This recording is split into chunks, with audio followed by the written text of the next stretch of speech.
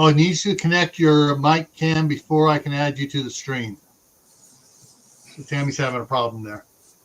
I'll have to keep an eye on her down below if she gets it fixed. Yeah, Hey, Pat Small said Savage Lee. there's people burning trash because they can't get to the dump. Well, that's a good camouflage technique. Yeah. Burn your trash and other assorted things that you can't flush, and then just cook somewhere else nearby, upwind from your odor, so people smell a bad odor and they're just like, ugh, I'm not going there. Meanwhile, you're eating, garlic infused steak. And hey, Tammy. Hello.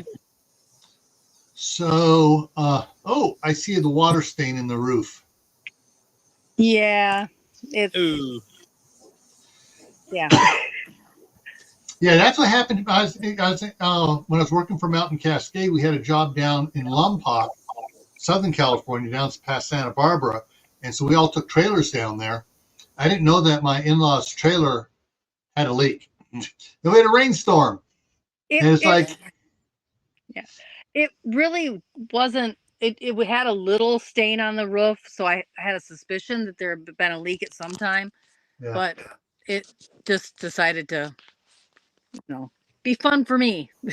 Yeah. Go get some of that Flex Seal and slap it on there. I did before this storm, but I didn't get the right spot yet. Probably around the AC unit or something that's sticking up in the it's probably around something that's bumping out of the roof line and it's traveling underneath the edge of the fiberglass.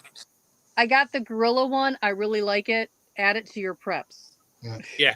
What I use, because I got a travel trailer after I moved up here out there, and I was staying out in there a while, and it developed a small leak.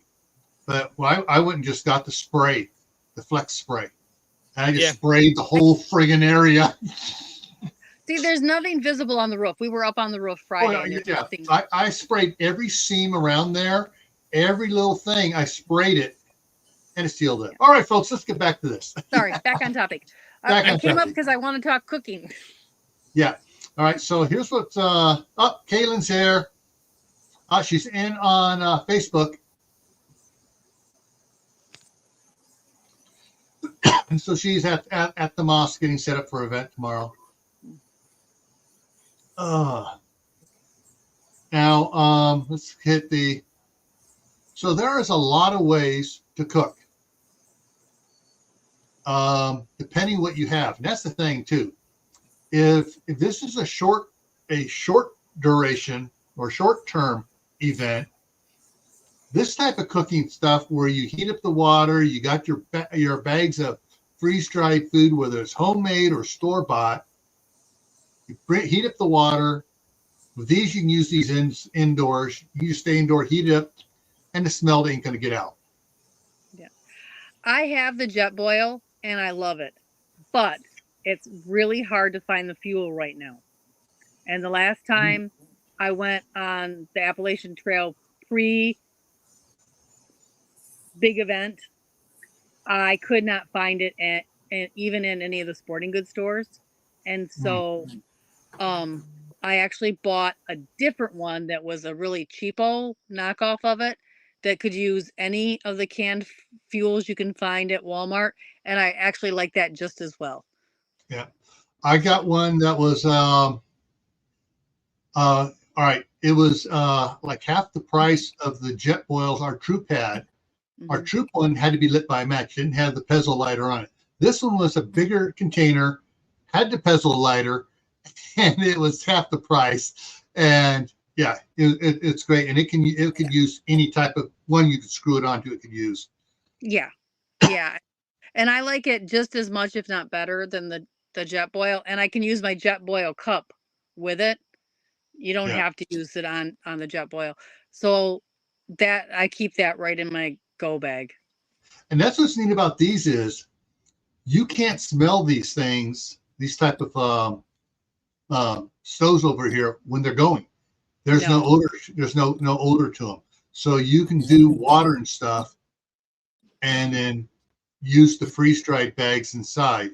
And actually, just about with the 3 cut that cup's different, but these two cups over here that are actually integrated into the system, that's all you want to heat in those anyways, is water only. Yeah. Yeah. Up here.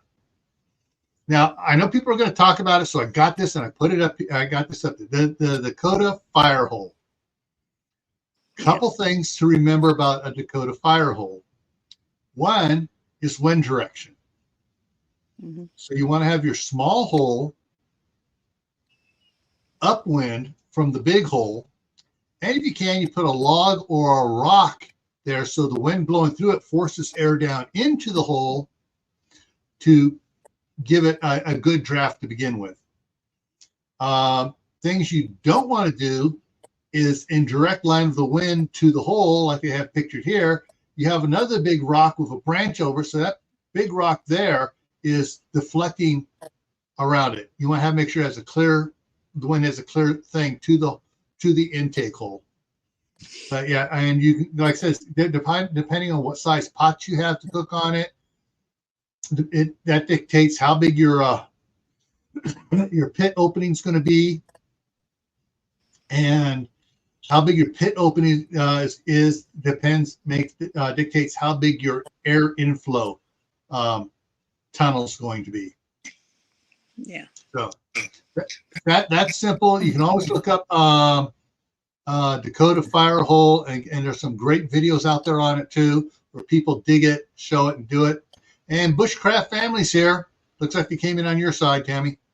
Hi. Utah Mike is in the house. And yeah, all right. So let's go on from this one here. So this is one I can talk about it, but you really need to find a video where the person is giving a demonstration on how to do it, especially if they give a demonstration of a failure of it. Well, here's this picture, and it's showing it right next to that tree. Yeah. And here's a problem where I live. Tree roots travel, and if you catch a stump on fire, you're going to have a lot more than just that Dakota hole on fire. This was designed for grasslands. This is for out in the plains. It is not designed for the piney northern woods that I live in. That would be that kind of setup would be a disaster. Yeah, and what it says tree to disperse smoke, and that's if you find something like a big oak trees that are around with the breeze takes the smoke into the oak tree, so it can disperse it a little bit, or into the trees like that. But yeah, you don't want to be near the trunk of a tree. And this one's dead. I mean, you can see that they pictured a tree that's very dead. Got a big hole there for an owl's nest, or it's that's not a Northwoods kind of setup. Yeah. All right, let's go to the next one here. And I forgot to put the other picture in. So this is a type of a rocket stove. Almost. Almost, yeah, but it's a collapsible one. Yep.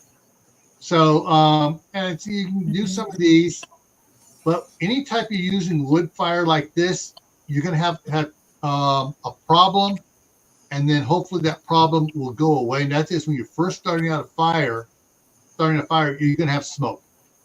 You're always gonna have smoke when you first start it. Yeah, and then once you get coals and stuff, you gotta remember you gotta keep feeding small twigs, branches, whatever, into that. Not a bunch at once, little at a time, so it turns into coals, and you stick another one, and you stick another, and you keep the fire going without it producing smoke. Rocket stoves are their own science, because the taller it is, the less smoke you get at all, and you can load it up because the smoke burns. It's a gas, so it burns before. The smoke burns. There's nothing left of it except just. It's a natural gas. It's a natural gasifier. Yeah. So it's burning. Now, the other thing along the same lines as technology, and I was thinking about it earlier, and I forgot to get a photo of it. They have those above the ground fire pits that are smokeless because they're engineered to drag stuff back in, so it doesn't produce smoke when you're doing it. They have those where you can cook on those as well. So, But the problem is with this and any type of open pit, you're going to have aromas going up unless you're wrapping the food in foil and you're cooking it outside and you're carrying the cooked food inside and opening it up inside. So let's go on here. And then, of course, there's these type here. There are some that just take the red canister here. Others have the adapter where they can take the green propane tank adapter, or even the adapter, a 20-pound or a 30-pound tank. These things are neat. They're indoor. They're quote indoor safe because they put out about the same as of a gas stovetop, anyways. So I have a bunch of those. Yeah, you don't use these to heat the house. Now, the only problem with the butane fuel ones, unless it's like 80 degrees outside, is those cans, and it happens to me all the time at the cabin. I get a pot of something boiling, and all of a sudden the flame starts dying down because the can will freeze. So yeah, and that's the problem with a small can. Yep. Yeah. So I got a propane mini burner, double burn. I got a couple of those too. Yeah. I just let the big tank out there with the long hose, and I can cook on that and not worry about that tank freezing up anytime soon. Yeah. So this is one type you have, and I got one sitting on the shelf over here. I wasn't sure if it was still in the kitchen, but then if you really want to be cool and get a sun oven. But it is work. A sun oven is work. You got to be out there. You got to make sure you have line of sight to the sun all the time, and you got to adjust it every half hour or more to keep it focused right. And then when you do cook with these, do not open the pot outside. Take it inside to open it. Well, and you need to have special pans too. The pans inside are almost always black to help soak up more of the sun's rays. So you're going to want special pans. And again, this is not as useful in the north as it would be in the south. Yeah. I've tried these. I've tried the make your own Girl Scout with the foil and the pizza box. I've tried ones that were manufactured. They do not work as well this far north, close to the 45th parallel, as they will farther south. Yeah. Hey, back to those little butane stoves for a second. If you live near aside from like maybe you'd find it at Sam's Club, Walmart, stuff like that. If you don't have one of those around, you have one of those. For us, it's like an ethnic market, mostly Chinese food, a lot of Chinese stuff in there, or Japanese, whatever, and every other type of ethnicity you can think of. They always have a kitchen area where they have pots, pans, and stuff like that. That's where I bought mine, and they were cheap, and they're all made at the same company. And they sell the butane cans by that case or the 4-pack, and it's a lot cheaper than going to Sam's or Walmart or Costco, Best Buy, whoever. There was a long time here we couldn't find the butane. They have the even smaller cartridges. Back when I was working in the professional world in a office job, I had a butane curling iron for my 1 hour commute to work. I got to sleep in just a little bit longer if I could curl my hair in the car while I drove. Okay. Just don't drop that curling iron at 70 miles an hour in your lap. That could end poorly. I did not have any 75-mile-an-hour roads to go on. No, just twisty, windy ones where you're supposed to be paying attention to the road. Well, the one road I went on, they used to call Dead Man's Alley for a reason. Nice. All right, so getting into stoves, you got all sorts of different propane. You got the butane one here first. You got the multi-fuel one, which uses white gas, kerosene, diesel, gasoline. If you have an older model, it's built to handle the gasoline as well. You have a bunch of different type of propane ones, even the stand-up ones there as well. And in the back, behind the dark green one here, you can see the fire pit with the crank-up grate that you can raise up and down to get your distance from the fire as well. Sign me up for that one. That's my favorite. So out here with the propane butane, you have a choice of different ones you can use. So you're not going to have the wood smoke smell, but you got to be aware of the food smell and how you're cooking it. You ain't going to be cooking it open fire in a cast iron pan and having everybody in 4 miles going, food. Now, moving indoors, if you happen to have a wood burning stove that is built to actually cook stuff as well, but you have a problem with the smoke unless other people in the area are using their, if they have wood burning stoves as well, or fireplaces, and people are using the using their fireplaces to heat their house as well. Then you can use, if you have a combination wood burning stove that you can cook on and heat on, then you're up on that. Yeah.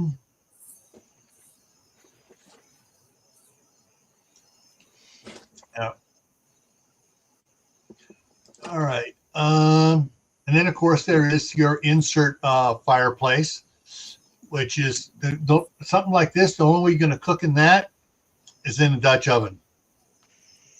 Seriously, that's the only way you're going to cook in that one is in a Dutch oven. That's after you get it down to coals, so you can control the heat on the Dutch oven. And that's not going to really heat your house very well. Try that. I had a little 500 square feet cabin. That will not heat that little tiny cabin. Yeah. Did you have the little blower attachment for the vents or no? No, it did not have a vent. It was an insert that was taken out and just sat out separate. Gotcha. It came with the cabin, so it didn't have all the fancy brickwork or anything around it. It was just, an old insert. Yeah. And it will not heat a 500 square foot cabin. Yeah. So if you think that will help you, you need to try it first. Mm-hmm. Exactly. Turn everything off, try it. You need to experience it just once when you're under controlled conditions. And that's the thing too, is you some of these things you need to practice it.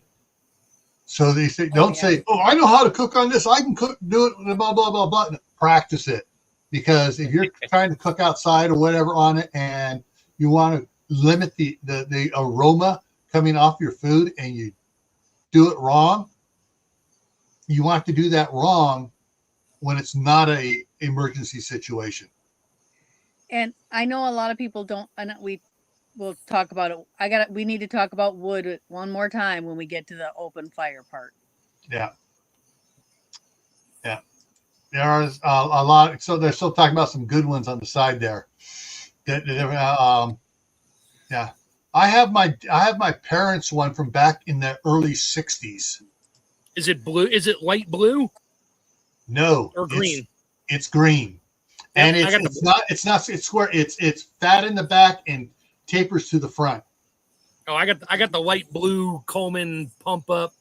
That thing went everywhere. I can't even remember how many meals we cooked on that thing, with Dad pumping up the little thing, filling it up with white gas, which was stupid money back in the day. All right. Now we're getting into serious trouble here, folks. If you happen to have 1 or 2 or 3 chest freezers loaded with food, I would recommend. You better learn how to pressure can. Exactly.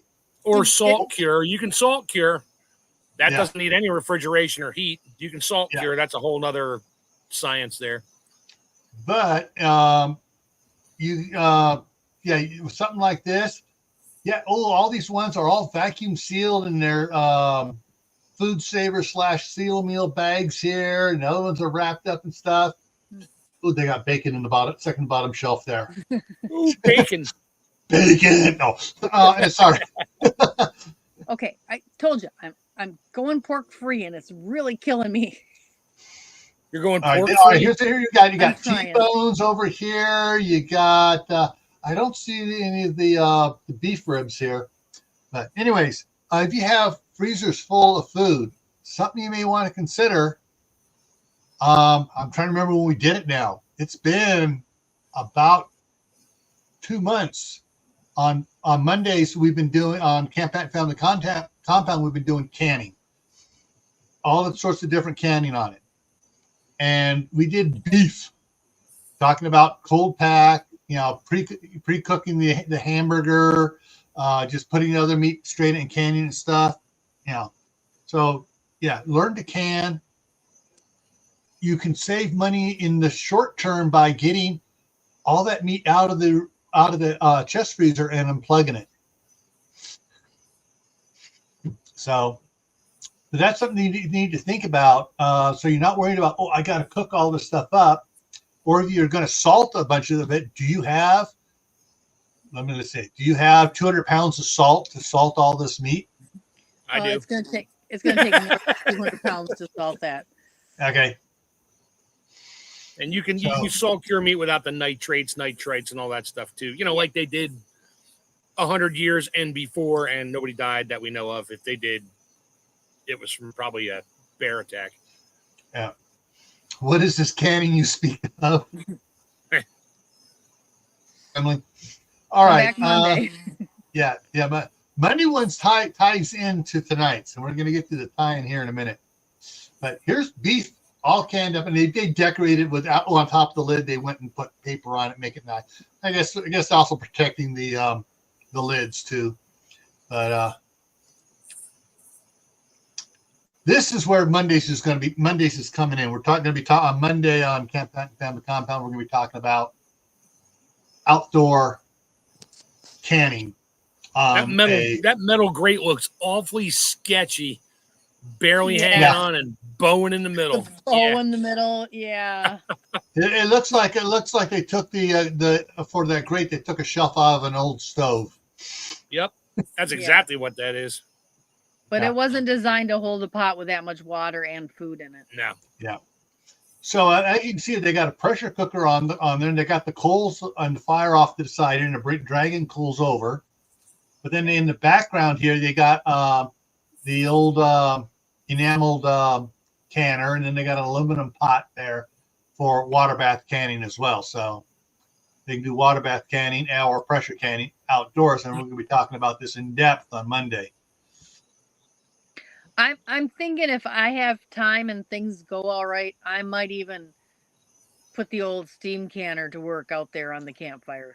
But there you go. I gotta see. I need a grate. I don't have a grate for it. Not here. Not at this. Just take one out of your stove. No. Head down to the dump. I'm sure there's a whole bunch of refrigerators in there, old ones that have like metal grates in them. You could like stack them up 3. Yeah. Don't call my backyard a dump. Not your backyard. Okay, whatever. All right. The so township dump. Yeah. So when you if you're thinking about you're going to have to can outdoors, especially if you have a big garden going on and you're harvesting food, and you're going to want to save that food, like canning corn, canning tomatoes, peas, tomatoes, anything you're growing out, squash, whatever it is. You may want to play around now and see if you can practice canning water first. Practice canning water. And so what you're going to do is you're going to start a fire at one end. And so where you got the flames, you don't cook or can on the flames. You cook and can over the coals. And you rake the coals forward into it. And we'll cover this more on Monday. But practice it. All right. And so once you get down where you can can the water and they seal right, then you can start canning other things out there. Now the people are going to hate me on this one here, but I'm going to repeat it on Monday. If you're out there outside doing like this, my preference probably is going to be I'm going to water bath. Yeah. I'm just going to water bath. I ain't going to worry about damaging my canner and a pressure canner. I got plenty of water bath pots, big ones. I'm just going to water bath and make sure I have another thing out there with water, heating up water to add to the water bath or to make sure it stays at the proper level. And just watch it bubble away. I'm probably going to steam can because you're also short water and hauling water.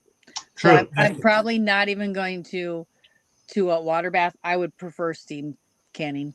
Yeah. All right. Oh, Alicia's here. Hey, Alicia. All right, and let's see. And then if you have enough propane and stuff, that's where I would use the pressure canner. Is on the propane. Make sure of the BTUs of the propane stove. And if you need to, get a diffuser plate for it so you don't ruin the bottom of your pressure canner. Yep. But one of these is also good for, you can also put, you can use come on, brain, a cast iron skillet with steak, fish, whatever, vegetables wrapped in foil and do it on the stove that way too. Yep. Of course, you got to do it a little bit cooler so you don't overheat your cast iron. But a fire pit like this, where you got the coals, is good for cooking in foil. And once again, you don't open the foil outside. You take it in the house. E. Wood just came in on your side. Hello.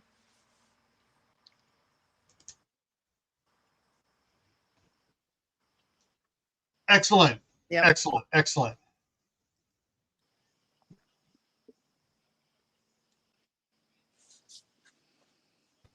Tammy Harder says she agrees with you, Tammy. She loves her steam canner. Yeah, I'm excited. I've not fired this one up, the old one, and if I can get a good grate out there, I got to find something. I'm sure I have something in the backyard that I can use. I will get it on the fire. And these are really great for water bath canning too. Yes. And I have a feeling that once we start canning stuff here, we're going to be getting the rectangular shaped water bath canner. I'm trying to talk my son, who is a welder, into making one for me. Yeah. Let's see what else we got. I know I'm getting near the end here.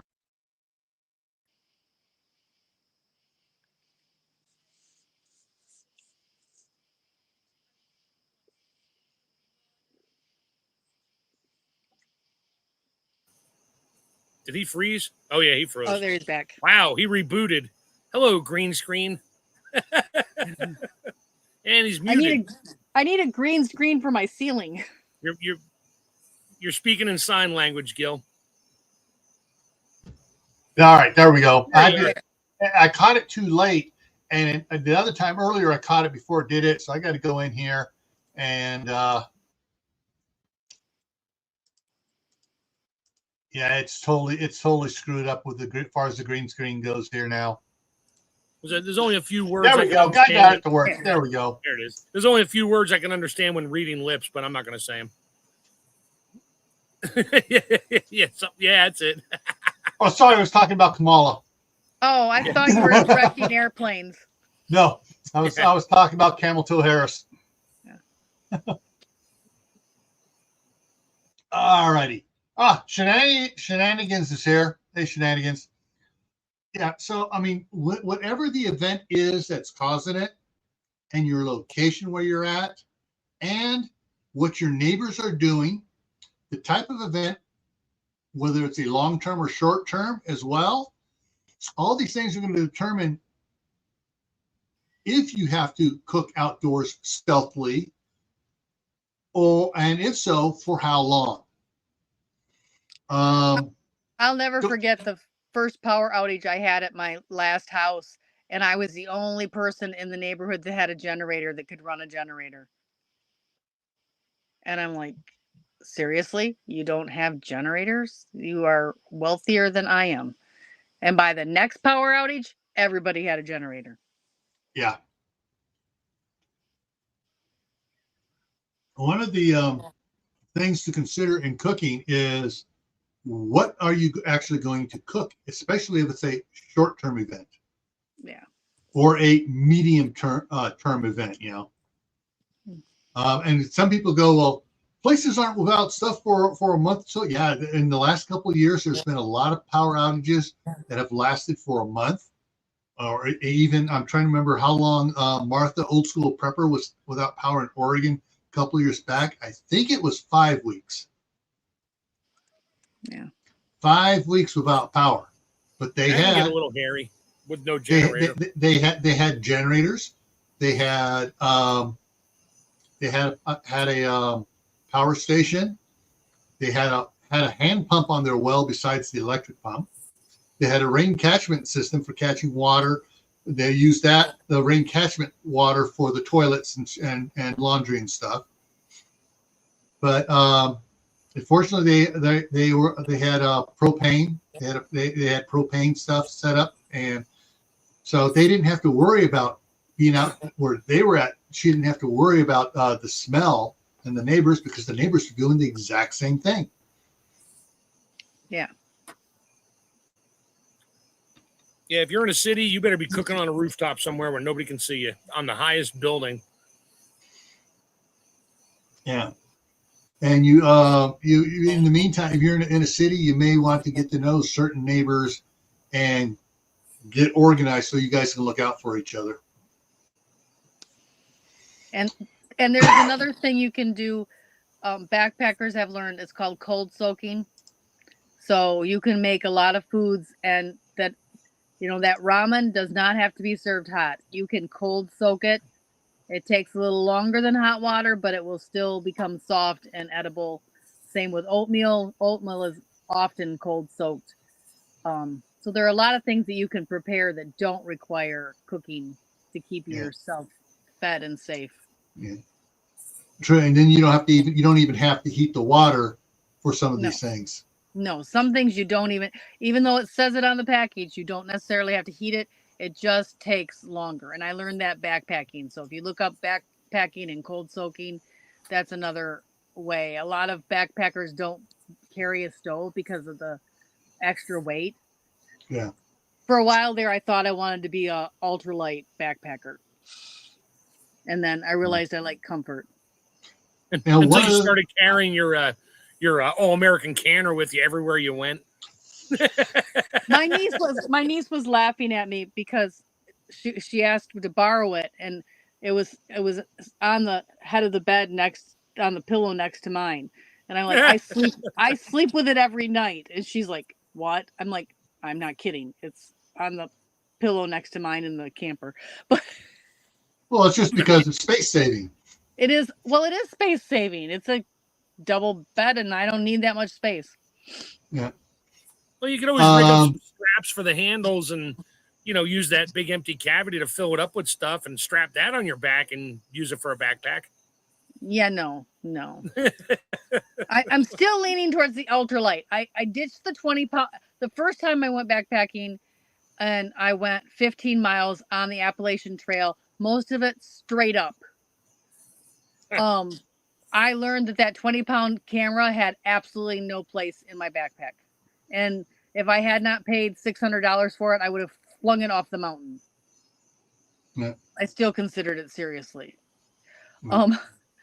So, you don't need as much as what you think is where I'm going with this. You don't even need, I love my jet boil, but I don't need it. I could cold soak if I had to. I don't have to have, I can take those backpack meals and cold soak them. Yeah. Now, one of the other things that I forgot to mention here was the alcohol burner stoves. And yes. But the thing is, though, do you have enough alcohol to get for those? The other thing I have is a couple of the sterno stoves. And I was lucky. I was working somewhere, and they found in their back room several big boxes full of sterno cans, and they said, we need to get rid of this. And fortunately, someone said, I think that's hazmat. We can't just throw that in the trash can. And I'll take it all. I'll take it off your hands. I know how to get rid of it. in my preps. One can at a time. One can at a time. Yeah. I've also taken where you take the tuna can and you coil cardboard in it and you Yep. fill it with beeswax. That's a reusable kind of sustainable way, and I've used those to cook with before too. You can boil water with those little beeswax stoves that with cardboard, but they're kind And of single use. Oh, Kathy Dean, she didn't just become a member; she upgraded to the survivalist level. nice. So, yeah. I knew I forgot to look at something else here. I've been watching. Camp Patton Family Compound is 113 away from the 5,500 mark in the next giveaway. So, but I forgot to look here at see where I am here on Grayman, and it's reloading here. And go to analytics. So you might be there by Monday. All right. Here on Grayman Prepping, I'm currently at 1,818 subscribers, so I'm 172 away from the 2,000 subscriber giveaway here. Nice. Yeah. Hey, tofu. Yeah, you can cold soak minute rice because it's basically freeze dried rice. Just needs some water. Yeah. Cold, hot, whatever. Yeah. And the same with like potato flakes. Yep. You can cold soak those. Overnight oats, you can use milk instead of water if you have it and you're trying to get rid of it. Use it up. If you have a refrigerator to keep it cold. Well, yeah, if but it's milk. if you're going to use it within 4 to 6 hours, doesn't matter at that point. Yeah. You know.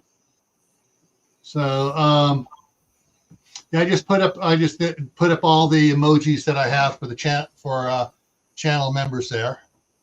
So I got some cool ones. I just added the latest one. I found a good picture of Alita Battle Angel to add. Oh, Mike. Yeah, that's the rough one. Yeah. I got one that's but when my wife comes up here, she said we have a couple of cheap ones and stuff, but she says when she we are getting a big, really good one. Excalibur. Just say it, Excalibur. We all know. Or one of the other one, but basically a good one, big one, a little bit. She's not gonna. We're not gonna nickel and dime these little cheap dehydrators anymore. I used to be here that I could get one every spring, for $5-10 at a garage sale. Sunbeam and all those. Yeah, you cannot touch them here anymore. They still go. They're going for the same price you'd find them in the stores at garage sales, and you can't find them. Yeah. All right. Diana 2 and Sumi are double dipping, Tammy. Ooh, thank you. Yeah. All right. So, and that's the other thing I was thinking about. For a dehydrator, if you're without power, unless you have a couple solar panels and batteries and stuff, but yeah, you can build a solar dehydrator. But what they do in Alaska for fish. So if it works for fish, it will work for. They make a hot smoker where they make like a teepee frame over the campfire, and then they cover it with a tarp or with hides if you had them, but a tarp. And they build a little fire in the center at the bottom that then smokes and comes up and smokes the fish and preserves it. How does that smell? I'm pretty sure with the fish it smells pretty bad, but with fruits and vegetables and stuff like that, you wouldn't have, except for onions, you wouldn't have a lot of smell. Right. So you could preserve a lot of vegetables that way. It would be a little bit of it'd be kind of hot and smoky, but you can preserve vegetables that way. Also makes some darn good flavored salts for You could do your peppers that way. That'd be great. Smoked yeah. peppers. Yeah. So, as far as dehydrator going, seeing that there is one of the things is to think about is getting a power station that can handle the dehydrator and a few other things, and enough solar panels so it charges up fully. You can use it all day and it'll charge it up. And it'll be fully charged at the end of the day. And by morning, you can still keep on using it. And that way you can dehydrate a lot of foods and stuff and make those last longer. And that's, and dehydrated food doesn't smell. There you go. You got the baby jackery. I got the next one up from that one. It was all I could afford. And it was actually, I used all of my gift cards and things to buy it 3 years ago, 4 years ago, 4 years ago now. Is that a 500 watt, 800 watt, 750? It's the 240. That was a little, you know what? That's fine. Yeah. Mine's 1,000. It's enough to power my cabin with the little light and the ceiling fan and my micro fridge for one night, and pray the sun shines the next day so I can throw up the solar panels. All right. So we got a couple more people coming in. KS World of Fun. That's Alicia's daughter, Caitlin. And then got Camille and Michael came in on your side there, Tammy. Oh, thank you. And she says using her mom's Golden Harvest from 45 plus years ago. It'll probably never die. Those things are so much better and last so much better than the ones that you buy now. And that's sad. It shouldn't be that way. Yeah. So I hope everybody got ideas from tonight, both in planning ahead for if you have to, how you're going to cook. I hope a few people got a fire lit under them to start canning some of the stuff they have in their freezer. So can the meat, whatever type meat it is, chicken, turkey, beef, pork, whatever, can it.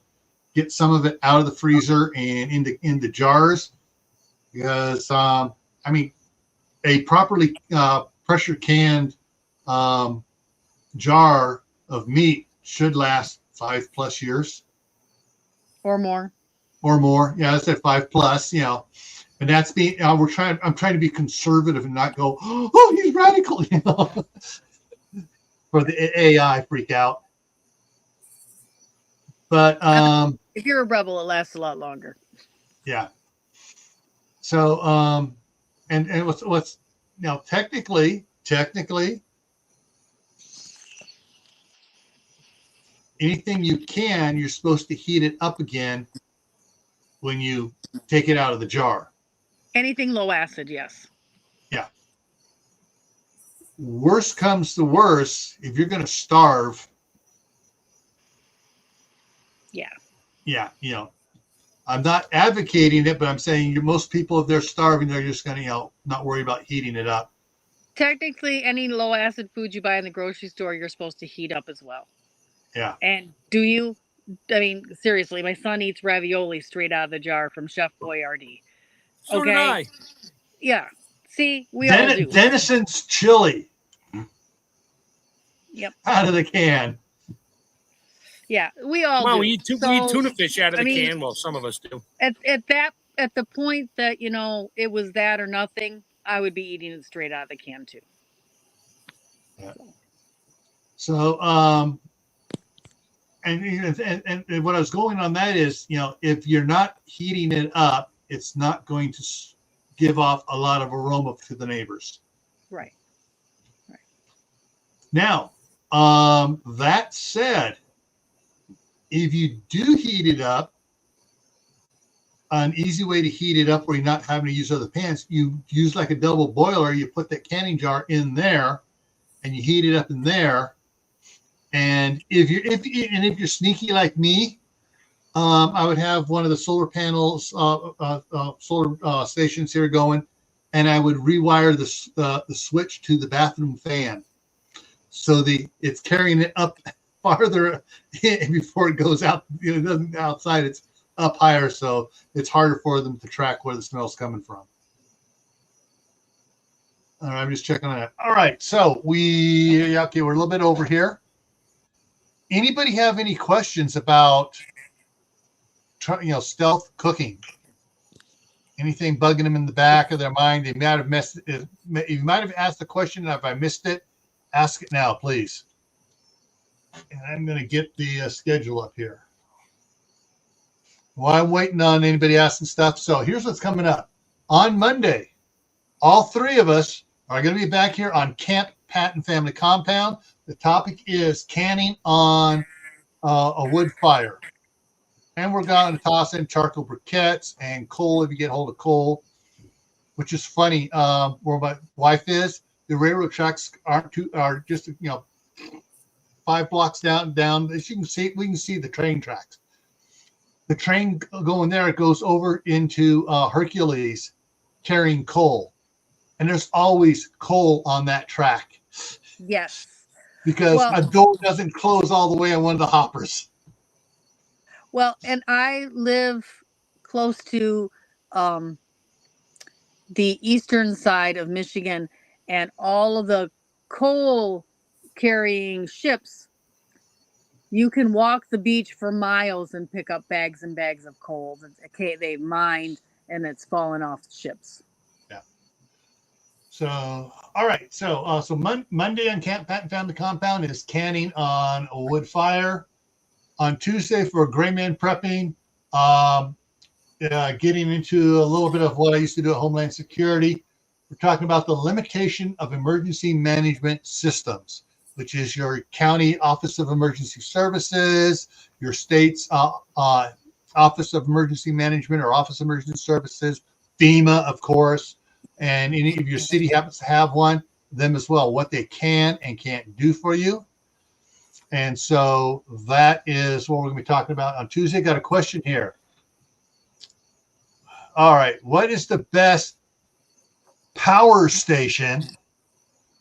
All right. So budget power station. All right. I'm not going to call a solar generator because if it is the best power station, it can be charged by solar, or you can plug it in the wall to keep it charged all the time. Tammy likes the Jackery. Their customer service is above none. Yeah. I lost a power cord. I called them because I couldn't find one on Amazon to replace it. And they actually apologized that they couldn't overnight it to me. It would be there next day, not the same day. And they were apologized profusely. I'm like, well, what do I owe you? They're like, oh, nothing. You can't they make good money on those things. They can afford to send out a power cable every now and then.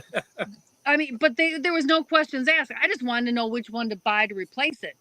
They're like, no, we will replace it for you. Yeah, the only thing I don't like about my Jackery is the solar plug is not a standard solar plug. I forget the names of them in that. It's hard to find the name of it. I could probably call them up and ask them. They probably make an adapter to go to whatever you want. But you also don't want to, well, mine's out of warranty anyway. I do not have the panel for this. I just charge it when I go somewhere in the car. I plug it in and I charge it in the car. And then I just keep it charged. And then I keep it with me and I take it. I've taken it every camping trip I've went on the last 4 years, and I've had no issues. And it keeps my phone charged. All right. For the best comparative, Minuteman Prep, I've had him up on both my channels here. Ben Gilmore, he has a spreadsheet that you can download from his website. That's what he does. He goes and he gets every portable power station out there, from the lowly little 100 watt ones up to the 240 volt, insane ones that you can practically run your entire house on. And he lists them. He got you on the spreadsheet. He has the positives, the negatives, the cost, customer service for each company. He lists all that on there, and it's all color coded. If it's red, it's bad. If it's dark green, it's good. And so he's that. And so his channel again is Minuteman Prep, and his website is for his business is poweredportablesolar.com, and he, like I said, he sells some of them. He works deals out with these companies that are good. If he works a deal with them, he trusts the company, and so he acts as a broker for them. But he also has generator reviews here, and so these go into reviews of different ones, big ones, smaller ones. The Jackery 1500. This is the spreadsheet right there. That's the spreadsheet. See the greens and go into the other colors and stuff. Yeah, the 1500 will run a coffee maker. Mine will not.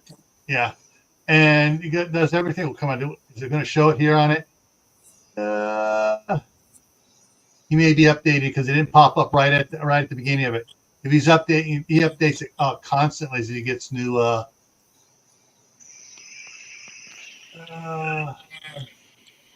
Okay. Yeah, you just got to go into search now. I don't see it right off, but this is the spreadsheet. It's a Excel spreadsheet, so you can get into it and look at it and stuff like that. So, yeah, there's some things I'm working with Ben about getting for my house here.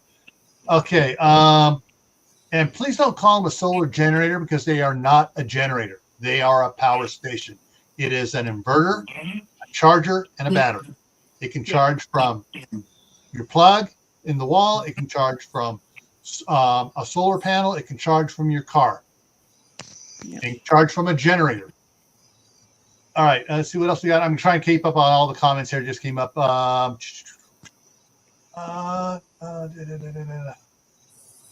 Yeah. The one I'm looking at, I will tell you this, the one I'm looking at is the Opus. Because it there's a couple different ones. The Max 2, I'm looking at getting one for my office here because you can cord charge the both the expansion battery and the unit itself off the wall, so it's fully charged all the time. And we're thinking about getting the Max 5 for hook up for the rest of the house. Let's see here. I'm going to. All right. Carmela, Michael loves the EcoFlow 2400. Get back here to the beginning, to the end here. And yeah. Okay. Oh, okay. Okay. Make sure, learn to make pour over coffee and save energy. Yeah. Yes. Pour over coffee does taste better. I actually have a French press, which I love too. Yeah. Oh, when I went through Wood Badge, which is the premier training for Scoutmasters, one of the guys in my patrol had a jet boil French press. Yes, I've looked at those. I can't push the button on that. I mean, obviously, I need a laptop before I do anything else. That's my next project, is a laptop. All right, let's get back to the that French press would be nice. To the the limitations of emergency management systems. Thursday is the midnight ride. Everything is at 8 p.m. except the midnight ride. Midnight ride is at 10 p.m. Eastern time because it's midnight down in Rio de Janeiro. All right, Friday night on the homestead on Camp Patton Family Compound is organic fertilizers. Yes. So we're going back to the garden there on that. And next Saturday here for Survival Saturday, dealing with youth in a difficult situation. And this was a recommended one from a viewer. I'm sorry, build your own, 1.5 hours, 250 watt hours. I built one that has 20 6-volt golf cart batteries in it, and I got 2,100 watts of input on it. Ooh. Yeah, and that's out in my shop. But anyways, yeah. So before it comes to self cooking, solar is always a good thing to have. Helps you on it for. I mean, all right, okay, folks. I know we're supposed to be over, but I'm going to go on some bonus stuff here for you. Back when I was growing up in the 70s, my parents had this really cool electrical devices around. They had an electric skillet for doing pancakes on. Of course, they had the waffle iron. They had the an electric kebab thing that turned the kebabs. It's all electric. Did you have the chicken roaster? We had a chicken roaster. Yeah. Oh, I love that chicken roaster. They had all these electrical things. That was before the electrical prices went friggin' bonkers. But if you have enough solar capacity, one of those is something you can use to cook indoors, not outdoors, so the smell doesn't go out into the neighborhood. And of course, there is the toaster oven and the microwave. If you can run those, if you have enough solar power to power up your power station, you can do microwave and you can do toaster ovens. My oldest son loves doing the Costco frozen pizzas in the in the toaster oven, because it's 12-inch pizza in, boom boom, and he's got his lunch before he goes to work, and he's got half a pizza to take to work with him. So now, I told you I bought one of those heated lunch boxes. Has like a glass dish you put in there. You can put your food in there. You plug it into your cigarette lighter or your Jackery, and I think it draws 600 watts. Yeah. And it just heats your. I mean, as long as it's. I don't know if you want to cook in it, but I can reheat pretty much anything in my truck. Here's another one that made me think of one. Thermos cooking, where you put the food in hot, seal it up in your thermos, and let it cook. Cook the rest of the way, yeah. Yeah, I mean, it's like, if you have dry powder soup mixes, put them in there, pour the boiling water, shake it up, let it finish cooking. Yep. Let's see here.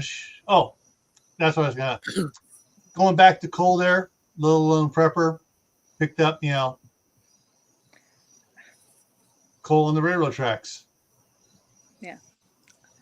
Yeah, you are not going to get scorned here for picking up coal on the railroad tracks. I guarantee you.